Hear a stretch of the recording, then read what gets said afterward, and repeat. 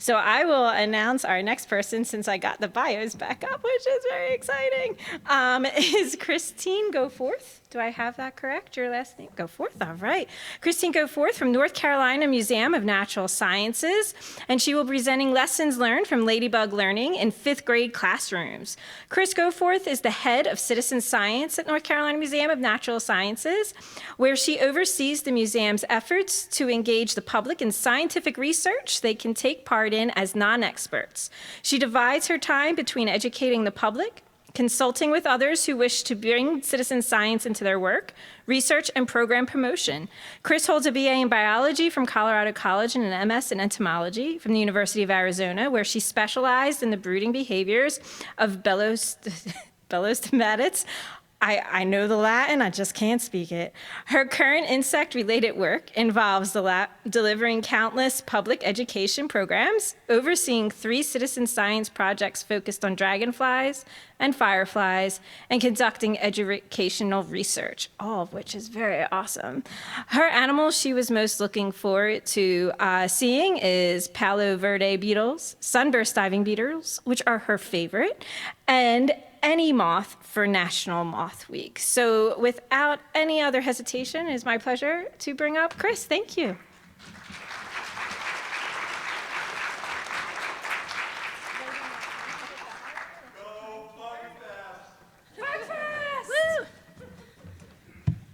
All right, if you don't know our museum, we do have a very large bug fest every year. It's like 35,000 people in one day. It's kind of crazy, but really awesome.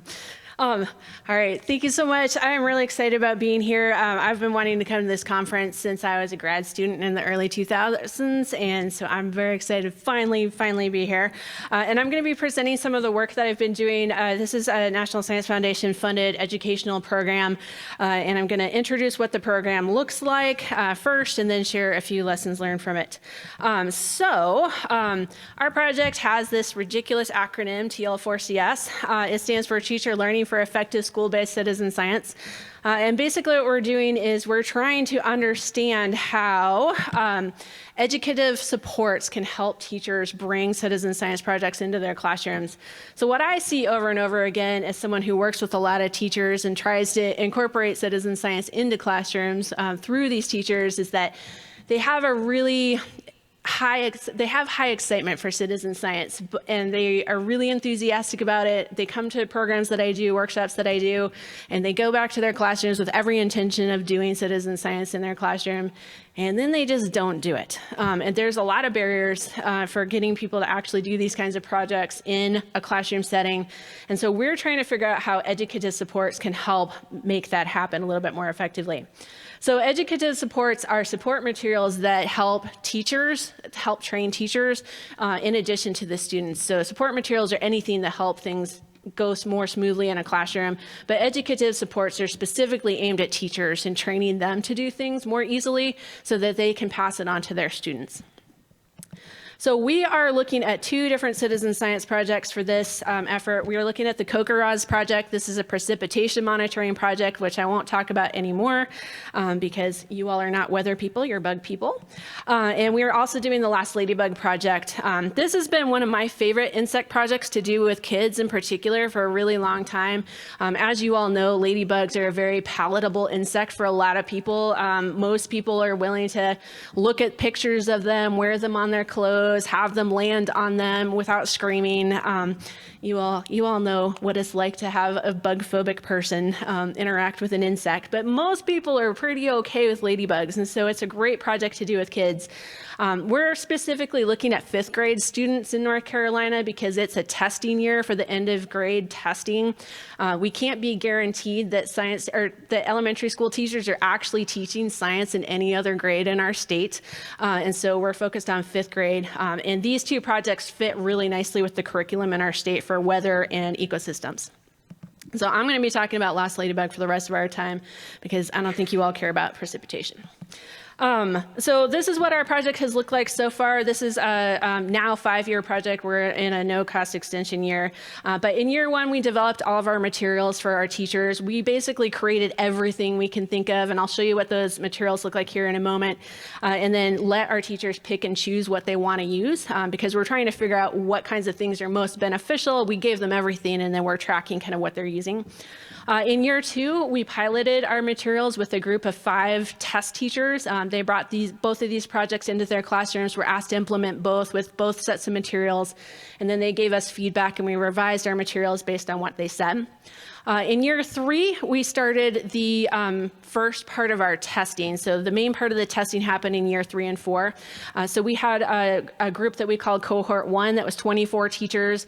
We asked them to implement both CocoRuz and Lost Ladybug in the classroom, and they were given support materials for one of the two. And they were randomly assigned which project they got. And the idea is we wanted to compare what happened if they had these educated support materials versus if they didn't. And then in year 4, we started this project in January of 2020. So you can imagine what happened with schools when we were trying to get everyone involved in this. We also had this massive reading curriculum that was introduced to our state when we started the main part of our study in year 3. And so we had a really hard time actually recruiting enough teachers for what we needed. So we ended up having to add a second cohort. And so for the second cohort, they just did the same thing that the first cohort did the first year. They were asked to do both projects, given one set of materials randomly assigned. And then for our first test group, our cohort 1 in year 2, because we got to follow them for 2 years, we gave them the materials for both of the projects, and then they implemented both again. So we're now in year 5. We're writing things right now. It's not very exciting for anyone except for us. So this is some examples of the supports. So we gave professional development to the teachers. We had a big in-person, one-day, full, complicated, involved professional development, and then added some virtual professional development sessions as well, because we were still kind of in the stages of COVID that we all needed to wear masks, and it was complicated to get people there for multiple days. So we shifted some to virtual. We also gave them a suggested year-long plan of implementation. So basically, we didn't give them actual lesson plans, but we gave them kind of a progression of things that they could do. And keep their students involved throughout the year. And so these included a set of overarching questions. So we gave them some questions that they could address with their students throughout the year so that they'd be building kind of from month to month on their knowledge and getting to a point where they could answer the question at the end. We gave them a kind of a monthly overview, so just the suggested activities for the month. We also had curriculum correlations, which are essential for teachers if they're going to do pretty much anything in their classroom. We had data entry tutorials.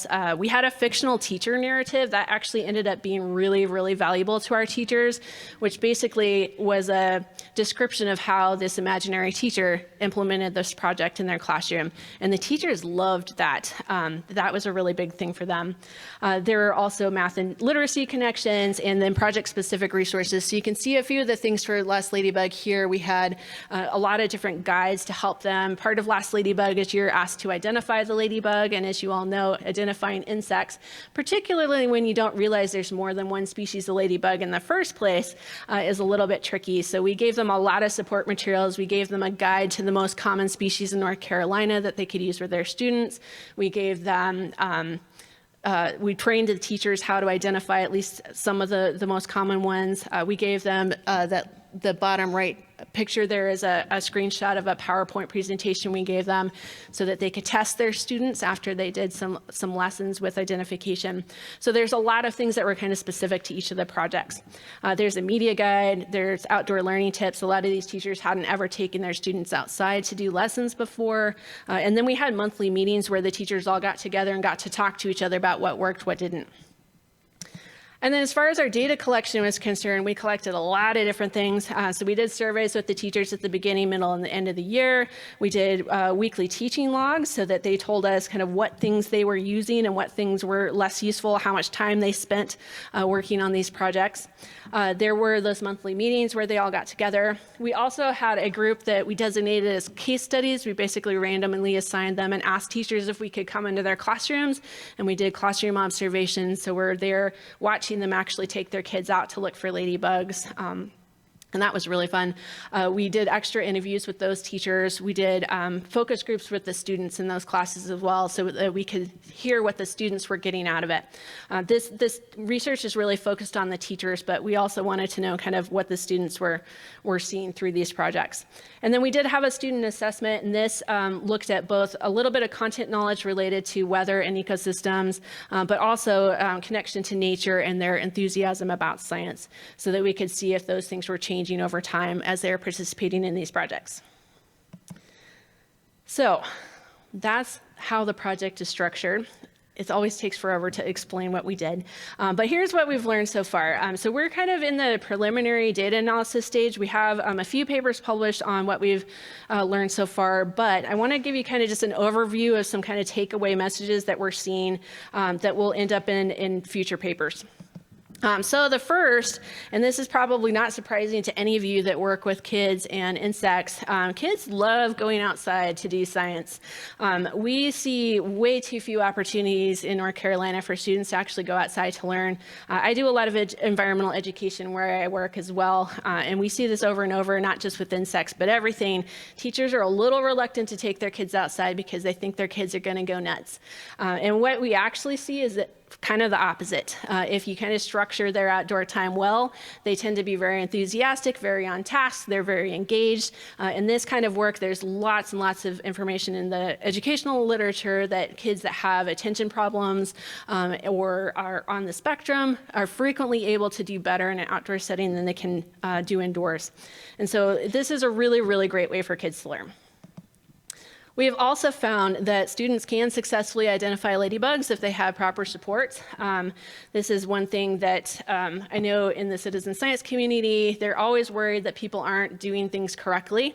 And so we always like to show that people are doing what we want them to do, the way that we want them to do it.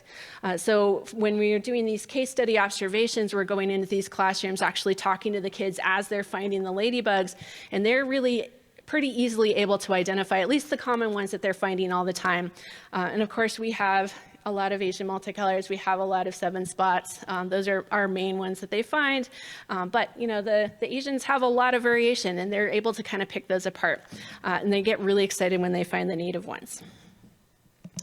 We have also found that students really love, contributing to science, and they do see themselves as being scientists as they're participating in these projects. So I know the classrooms that I went into, the kids were talking all the time about, we're doing our science, I'm being a scientist, and they really understood that they were contributing something to science through these projects, and that they were helping scientists actually learn something new about the world. And they were really, really enthusiastic about that. It was really nice hearing students say, I'm a scientist, because I don't think you always get to see that in science classrooms, particularly in elementary school. We also found that these students became incredibly invested in their ladybug work. Like, this was the driving force of their school year in most of these classes. We had a few teachers that were less successful at this, but the ones that were successful, even moderately successful, their kids were really enthusiastic about this. So we had one school where the administration decided they wanted to build a baseball diamond in a field that had been the most productive place that these kids had found their ladybugs. And the kids were horrified because the groundskeepers mowed the entire field.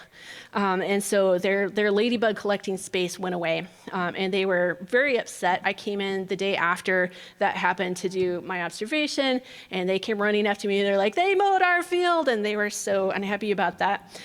For their culminating project at the end of the year, we always encourage the teachers to get to a point where they can share what they learned with someone else. We recommend, their administration or their groundskeepers or even their city council members.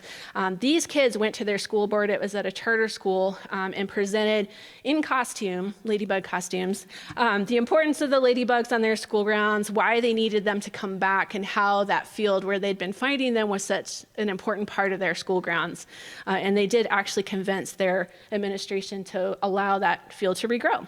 And so 3 months later, when it regrew, they were finding ladybugs again, and they were very, very enthusiastic about it. We also found that the students took very great pride in being experts on ladybugs. And so we found over and over again that all the other teachers and other students at these schools that were participating were bringing ladybugs to these kids to get identifications and learn more about them. So they were becoming experts, and they could see themselves as having this knowledge that was valuable to other people. And we're very enthusiastic about that. The amount of pride that these kids had in this ability was pretty amazing, and I just loved being able to see that. They also integrated this work into pretty much every aspect of their lives. So we had some of our case study teachers. One case study teacher had photos of all the ladybugs that they found on their school grounds on the wall in one spot. And then they had all the ladybugs that they'd found other places on another spot of the wall. And the collection of things they'd found other places was absolutely enormous. I mean, it was like hundreds of photos of ladybugs. And these kids were going on vacations and taking pictures of ladybugs and bringing them back. I think the furthest one that they found, one kid went to Paris with his family and had found a ladybug and brought this photo back and was so excited about it. So they were taking these projects like well beyond their classrooms and really taking to heart everything they learned, and we're trying to learn about ladybugs in other places as well. So we saw this over and over and over again. We also found, as you all know, that these charismatic insects that people like can be really great gateway insects for a lot of other knowledge and learning. So these kids were outside, looking for these ladybugs. If they didn't find ladybugs, a lot of times rather than acting up or playing around, they actually started looking for other insects. And we had a lot of reports from teachers where the kids were very enthusiastic about these other insects that they'd found. They didn't know what they were, and so they were using things like Seeker iNaturalist or field guides to start to try to identify some of those other insects. And we're starting to learn more about kind of what those insects were and their role in the environment. And so not only were they going out to look for ladybugs, but they were letting that kind of bleed into other insects. And these kids were getting really enthusiastic about these insects. Again, they were becoming these kind of little local experts, and they became the people that everyone came to ask their insect questions. And it was just a really pretty amazing thing to see. They go from this really cute insect that everyone loves to all these other things that are a little less palatable to a lot of people. All right, I think that is actually all I have. Yes, I did. That is it. I would be happy to take any questions. Do I have time for? Yes, I do have time for a few questions. Thank you all so much.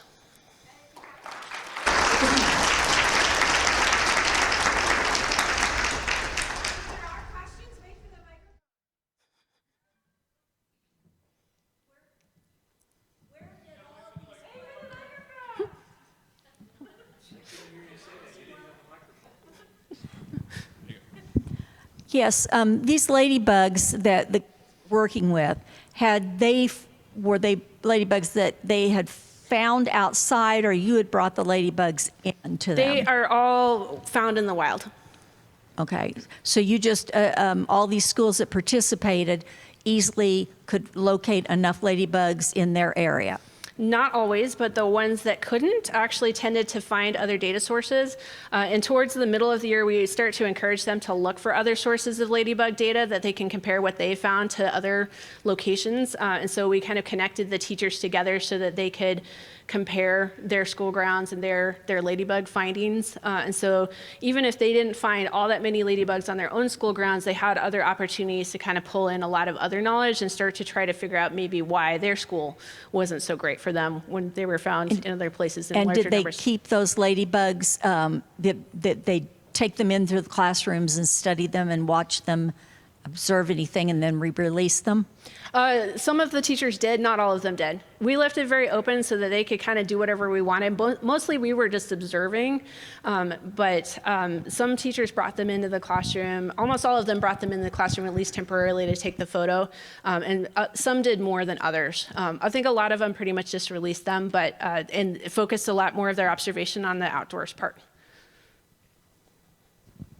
Hi. So my question is, I know that you were tracking the teachers the most. Are there any plans to track the impact on the kids over a long term or not? Not for this particular study, because the funding is through the teacher-focused part of the NSF Science Education grant. But the student assessment that we did, I think is going to give us the best information as far as the actual increase in learning that they're potentially getting from this. But the case studies are where we've seen the most, actually watching the kids in their classrooms and the focus groups that we've done with them. Thank you so All right. much. If you